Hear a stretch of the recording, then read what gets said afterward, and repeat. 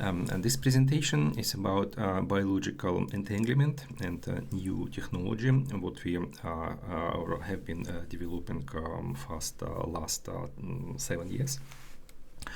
And the presentation has 4 points.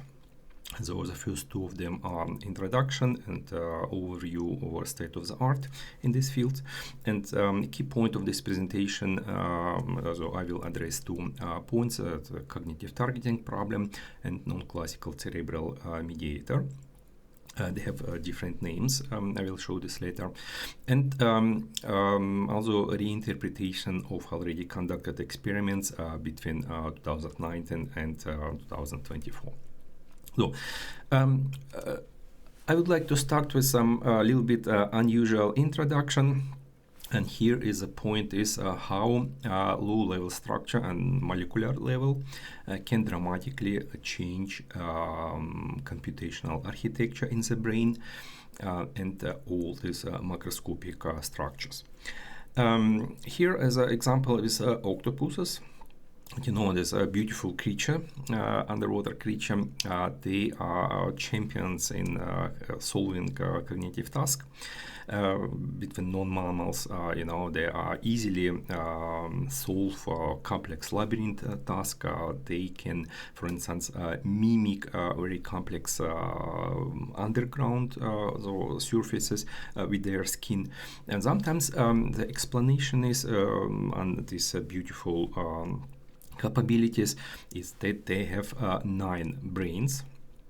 So each of this leg has own brain, quite complex brain, and they have a large central brain that coordinate all these particular efforts.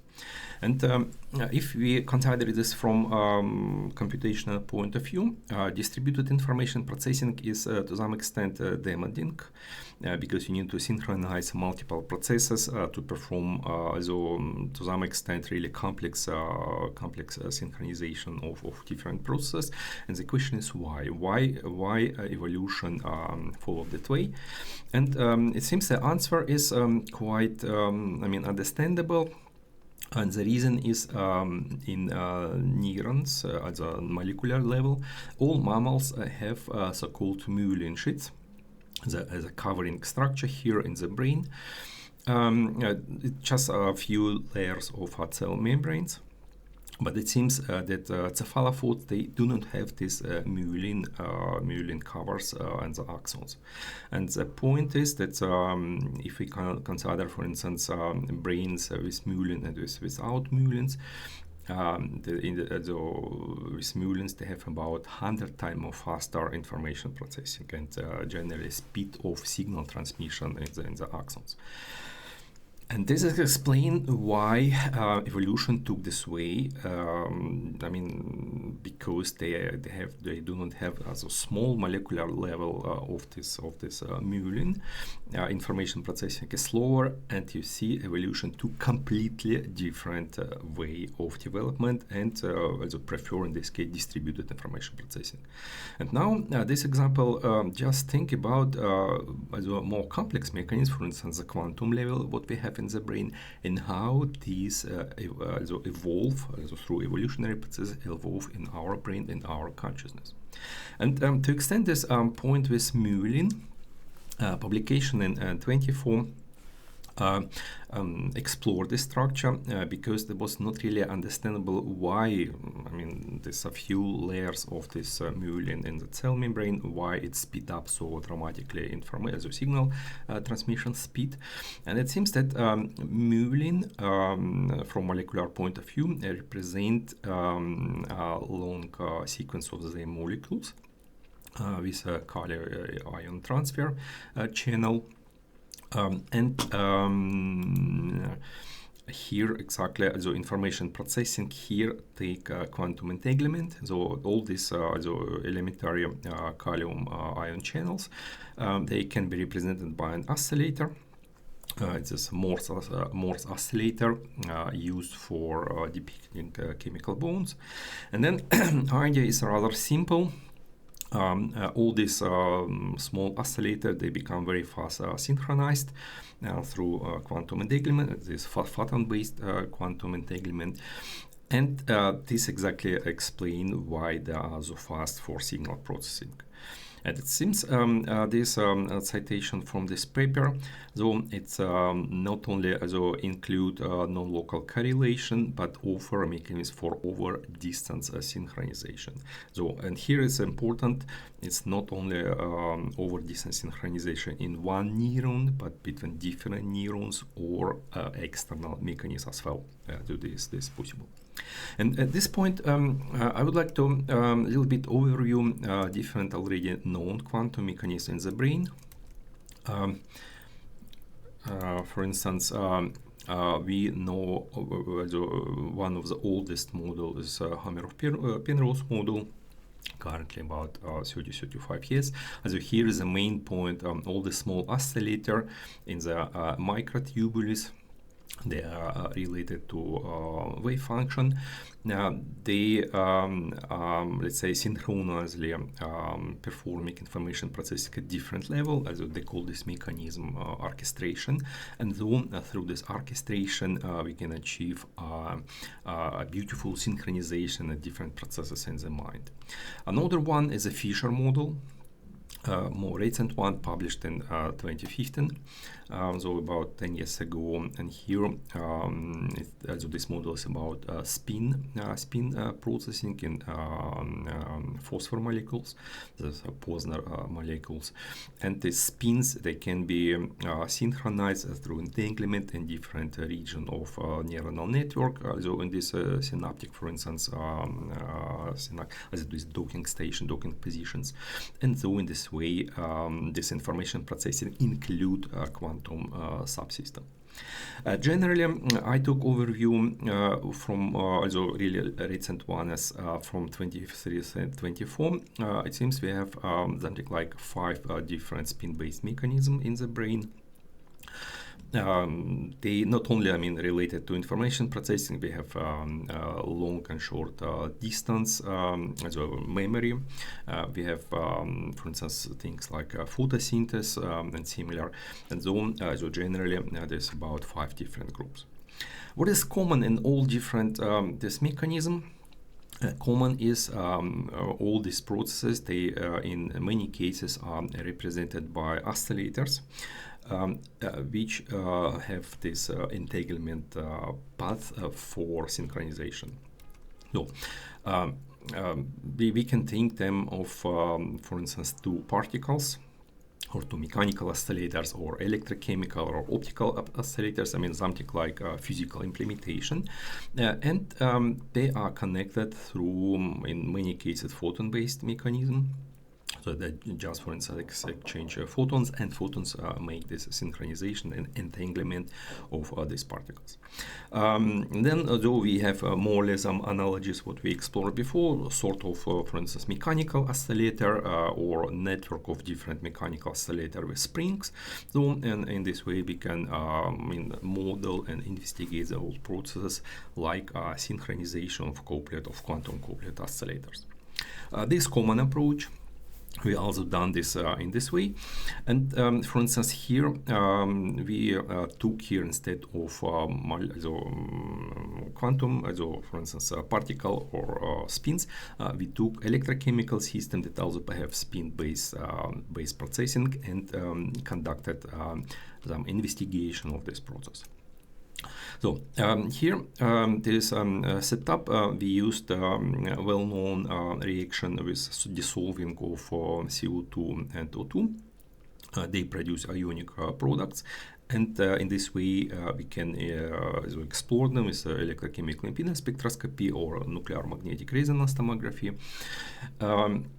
And here, this intensity of this reaction is controlled by spin-based conversion, this ortho and para isomers, and this includes this quantum component. So this more or less molecular quantum oscillator. In water, we have a large number of them, and then become synchronized through photon-based exchanging. And interestingly to see, here we observe 2 very different synchronizations. And so one of them is synchronization inside of fluids, because this is a single molecule, So you can think, well, we have a very large number, a few millions of these oscillators here inside of a fluid.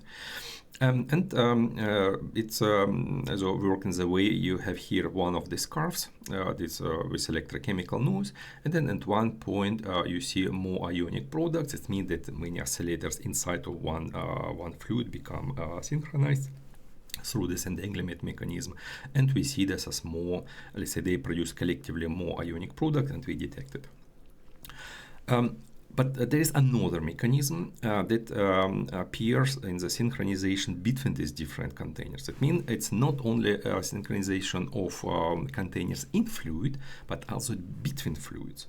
And this many of these curves, you see they synchronously increase ionic product. If you, for instance, calculate correlation coefficient here, we can have something like 0.92, 0.95, which is really high correlation.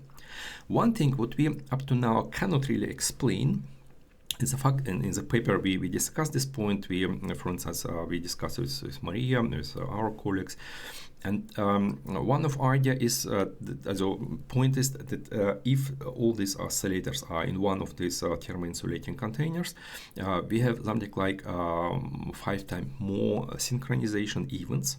But if there are between different containers, I mean, we exclude completely this entanglement, photon-based entanglement, we still observe a lot of synchronization. So they still become synchronized, I mean, correlated through entanglement, but it's non-photonic mechanism. And we puzzling, okay, what is the reason why, how it can work? And Maria proposed a sort of exotic mechanism, for instance, axon spin correlation, but I was looking more, let's say, to less exotic interactions, for instance, based on electromagnetic fields. And it seems indeed electromagnetic field can generate a sort of virtual photons. And through these virtual photons, electromagnetic field, for instance, can synchronize through entanglement mechanical oscillators, some qubit systems in graphene, or even some free electron system. So it seems it's quite convenient, and electromagnetic field also can lead to quantum entanglement. I discovered one interesting paper. This is in fact conference paper, quite old, and it's related to nanoelectronics. And it seems in nanoelectronics they also observe the same phenomena like we are observing in our electrochemical system, namely crosstalk between different channels. Just to say, crosstalk means a synchronization between two different channels. So, and this indeed it's observed here. And author propose really interesting model. They say, well, dipole-dipole interaction, whether it's any electric field or magnetic field, they can generate entanglement if they have a quantum object inside of these dipole-dipole interactions. Now they say, they propose a sort of model. Also, for instance, if here is a flat capacitor, this is one channel of this flat capacitor, there is another flat of this channel capacitor, a flat capacitor, and this entanglement phenomena can be modeled by parasitic capacitance and impedance between two channels. And exactly this we observe in our case. For instance, in electrochemical system, each of these channels has our own capacitance and impedance, but we also see a crosstalk, as a parasitic crosstalk, a correlation between these channels. And this is important. This quantum object represent a placeholder. They say, okay, there's a quantum dot, but in fact it can be an electrochemical reaction. That can be, for instance, virtual photons and a lot of different objects. The main point they include, for instance, spin-based mechanism as a quantum mechanism. And now here we come to main point of our consideration, namely one of the major problem what we discover in the experiments. So two problems what we discover in the experiments. And to explain it, let's assume we have two such circuits. So, and both of them are connected on this side to a quantum sensor. We can use, for instance, currently the really quite convenient nuclear magnetic resonance. This low complexity sensor, if it's working Earth field, frequency for hydrogen resonance about 1.5 kilohertz, so it's a quite convenient technology, not especially complex. And in another case, we can use, for instance, electrochemical sensor, what we use. And important is also this so second part of both circuits that is connected, also that represent a common system. And now we know that, we have here two different entanglements, also happening on this side and happening on this side. So in this system, question is, okay, if this represents a common circuitry, how the circuitry can select between this sort of entanglement or this sort of entanglement? Why I'm asking this? Because, for instance, in many experiments, if we use here human operator, so biological entanglement, we know that this is extremely selective in terms of entanglement. For instance, here we published this experiment with monks. Monks can also really precisely and target a single sensor from many, and then through meditation we see electrochemical changes, also exact electrochemical changes here in the channel, and so it seems that biological brain can do this. And the question is, just think about that this if this entanglement is happening through electromagnetic fields, that's current assumption, so from both sensors are the same electromagnetic field that impacts the brain. So, and the question is how brain can select between two different targets with the same entanglement. So this is a question. And the second question, for instance, here we have one quantum object, and here we have another quantum object. That seems even monks, they demonstrated quite clearly, they can entangle one object, physical object on this side, and can entangle to another quantum object on this side. It means whatever is happening with this system, it's measurable in this system through this sort of entanglement. And the question is how it works. So both problem, also first we can think it's about problem also mind-matter interaction, selectivity of this interaction, and the second problem we can interpret as matter-mind-matter interaction. So it's mostly connecting different physical systems. And now, again, so last years there was really a revolution in the sort of technologies, especially in regard to biological computation. And so as many biological computation now are modeled through artificial neuronal networks that include quantum entanglement, and the main idea is that here, instead of considering particle-to-particle entanglement, the common approach is to consider mixed stage of this different neurons and different entanglement, and to reduce the whole problem to collective entanglement weakness. This is a well-known problem, and I will try to demonstrate this. Here, for instance, is a neuronal network. So with for two categories, we have input images cat and dog, and through supervised or unsupervised learning, whatever, we can, for instance, teach the system to recognize this. We will have at the output two categories, cat and dog.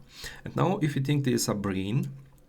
Brain can work in both ways, for forwards propagation and back propagation, backtracking.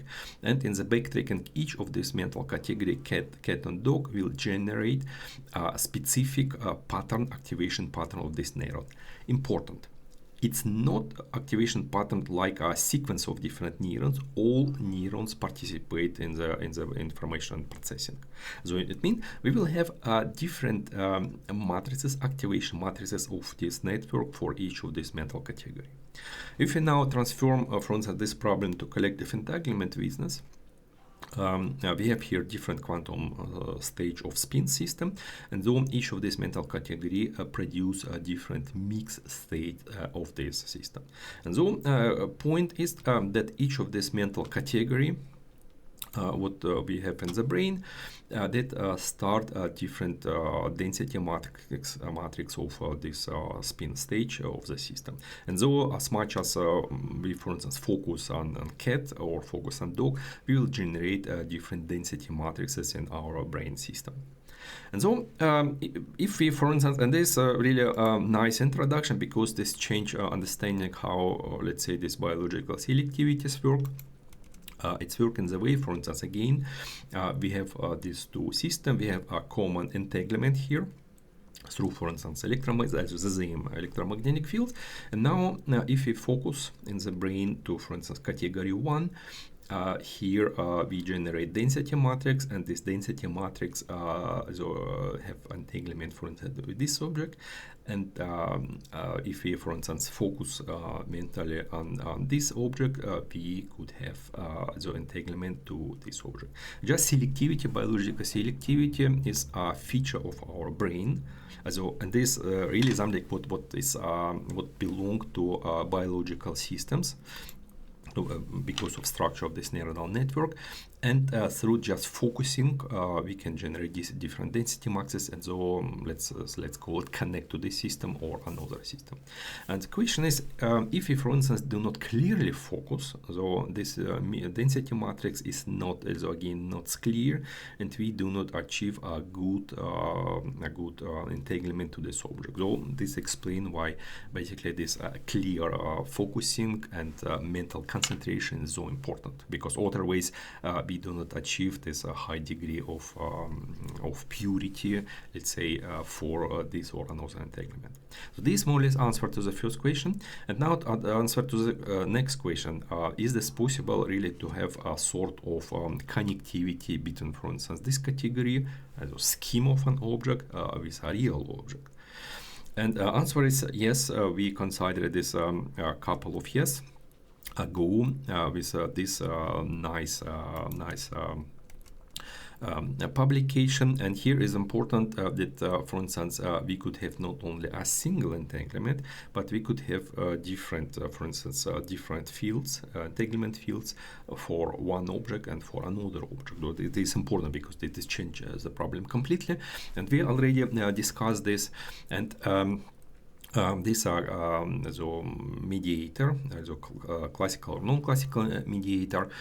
And the point is, if we have, for instance, one entangled system and another entangled system, for instance, 2 qubit, 3 qubit systems, if we introduce a mediator can entangle both systems in the one single entanglement.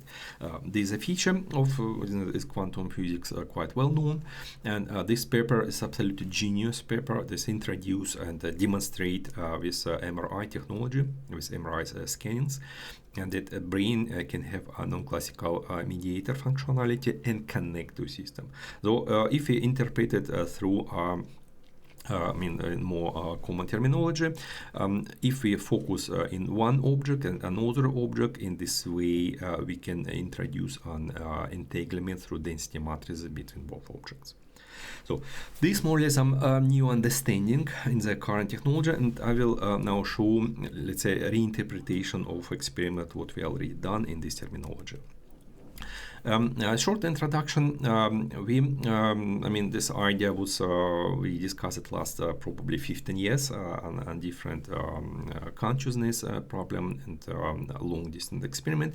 And about 7 years ago, we introduced on the market this MIND influence notification device. It's a sort of impedance spectrometer, also 2-channel, and here we know there's a quantum sensor.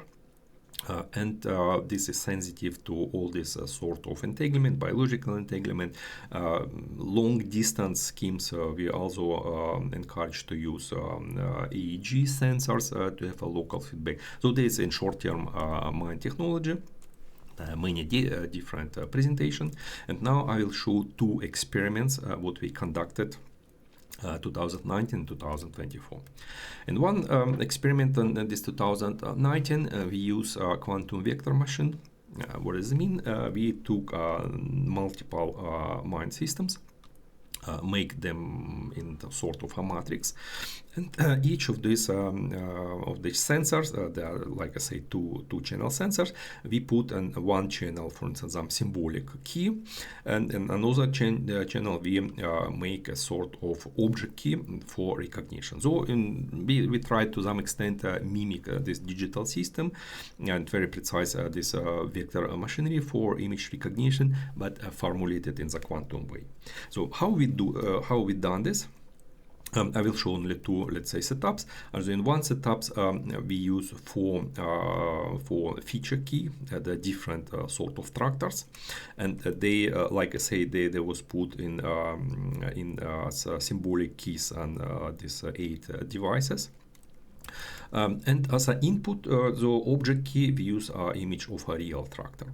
So, and we put the system, we close it, we put it, and the system should recognize, okay, maximal likelihood, for instance, between this object and any of this object. This is very similar and important. What we excluded operator from this experiment, but operator was still there, of course. I mean, one person planned this experiment, conducted it, so it's still in the brain of experimentator, so conducting of this experiment. And so from this point of view, we think this is density matrix. Each operator also continuously or under continuously, also not continuously, also had this mental density matrix, and here we had a sort of entanglement between operator and all these multiple images. And another experiment that's exactly the same, but in more simple case, we use a symbolic representation of man and woman, and we put it here. And then all these devices has a second channel, and in the one channel we just put here is a visible image of Elena Blavatsky, and just to recognize, well, it's one as a man or a woman. So, and we perform basically this very simple test. We performed its a number of different combinations, as a coding in this way, coding in another way, just to see what will happen. Once again, here is operator, and we consider this as a sort of generation of different density matrix of mental categories, as a man or woman. So, and indeed this worked perfectly, and up to now, like I said, we still have some reiteration of this experiment in trying to explain this, but just some results, even in the signal level we see very different information processing here. On collective level, for instance, here from 4 different features, one feature is definitely more intensive than all other features, and so, for instance, system also definitely recognize, yes, this is a woman, and this is a tractor. In some cases, it's not so. The performance is not well, not good. So we still here room for improvement. For instance, here with this nuclear explosion, the system not really recognized it's properly. As a mental scare of this phenomenon, this influence somehow. But nevertheless, I mean, here we see exactly the reformulation of this problem in this term of different density matrices, and this system worked because of an operator. This is currently what we think it's the single possible explanation for this sort of experiments. Okay, next, this was conducted 1 year ago as a long-distance experiments with Kishinev, Sergei Nikitich Maslobrod, and Elena Smirnova in New Zealand, 18,000 kilometers at 1,500 kilometers. Both experiments use the same system. Point is here, this experiment is not finished. We just started preliminary explanation. Currently we have crisis, and it's very different, let's say, things what we have to solve, but we still keep this experiment in mind because it's really interesting. We receive amazing results. So here's the ideas again. With Kishinev, we are trying to establish matter, mind, matter correlation, the entanglement, and here we have in both cases local and distant operators, and the idea is if we have this connectivity through operator, so whatever influence we put here on the system here on the photosynthetic system of this plant, they will be displayed on the quantum sensor, electrochemical sensor. We can measure this. And in New Zealand, we explore this idea of density matrix of mental categories. So if operator focus in one of these objects, so we should have biological selectivity. So indeed, with experiments with Kishinev, this was absolutely amazing. For instance, influences in photosynthetic system of plant, this young triticale plant. We saw its accuracy of 2 minutes, something like this. So whatever Sergei Nikitich done in Kishinev, we observed in electrochemical changes in Stuttgart. And so in this way, we created matter interaction over 1,500 kilometers. It's absolutely a beautiful result.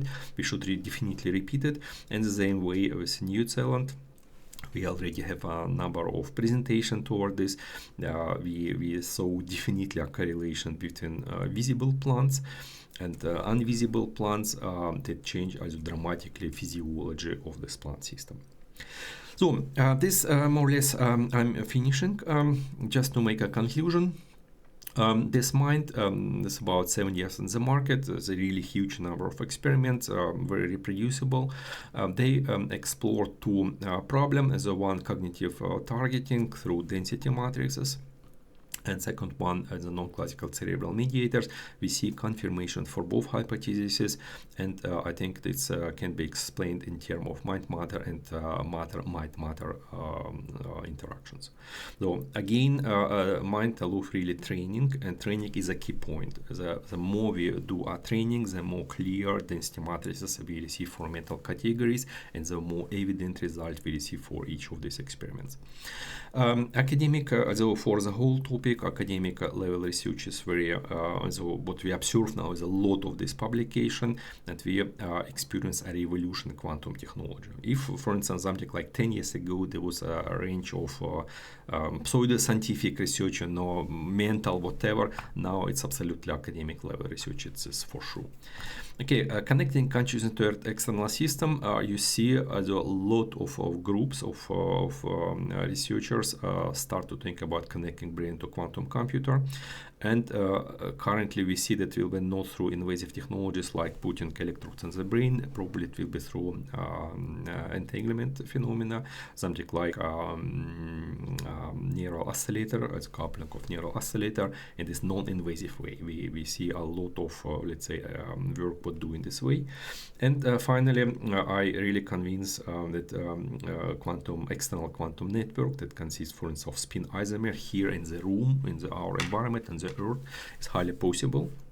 And probably our consciousness is not limited to our physical brain, because we have a multiple interaction with all this information, quantum information processing in the environment. So this is all. Thank you for your attention. I hope you will participate in the conference.